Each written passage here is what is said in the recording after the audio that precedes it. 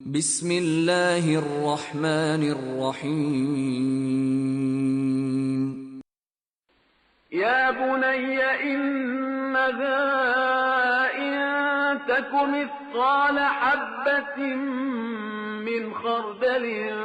فتكن في صخرة أو في السماوات أو في الأرض يأت بها الله إن الله لطيف خبير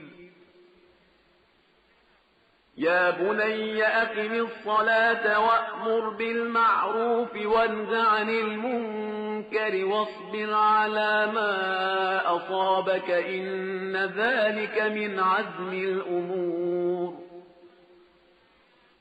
ولا تصعر خدك للناس ولا تمش في الأرض مرحا إن الله لا يحب كل مختال فخور واقصر في مشيك واغضض من صوتك إن أنكر الأصوات لصوت الحمير بیٹا نیکی یا بدی ایک رائی کے دانے کے برابر ہو اور کسی پتھر کے اندر ہو یا آسمانوں پر ہو یا زمینوں کی گہرائیوں میں ہو تو خدا روز قیامت ضرور اسے سامنے لائے گا کہ وہ لطیف بھی ہے اور باخبر بھی ہے۔ بیٹا نماز قائم کرو، نیکیوں کا حکم دو،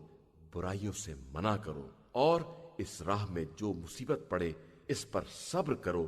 کہ یہ بہت بڑی ہمت کا کام ہے۔ اور خبردار لوگوں کے سامنے اکڑ کر منہ نہ پھلا لینا اور زمین میں غرور کے ساتھ نہ چلنا کہ خدا اکڑنے والے اور مغرور کو پسند نہیں کرتا ہے۔ اور اپنی رفتار میں میانہ روی سے کام لینا اور اپنی آواز کو دھیما رکھنا کہ سب سے بدتر آواز گدھے کی آواز ہوتی ہے جو بلا سبب بھونڈے انداز سے چیختا رہتا ہے۔ کیا تم لوگوں نے نہیں دیکھا